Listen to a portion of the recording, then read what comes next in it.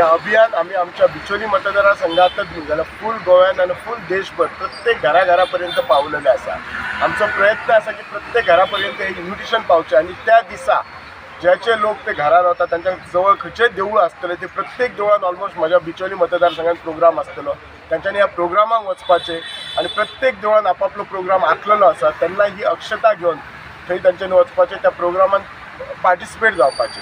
हांव इतलेंच सांगूंक शकता की आमी खूब भाग्यवान आसा. जो 500 वर्सांचो जो हे आशिल्लो की ह्या आतां आमच्या ह्या आमी हयात आसतना आमच्या ह्या वर्सा हो 22 जानेवारीक जाल्लो आसा प्रोग्राम. असो प्रोग्राम केन्नाच येवचो ना. कदाचित दिवाळी अवनीची फुडल्या वर्सा येता पूण ही दिवाळी परत येवची ना. सगळ्यांनी दिवाळी पेक्षा ही सगळी साजरी करपाची आनी सगळ्यांनी मोठ्या संख्येन हितून पार्टिसिपेट जावपाचें.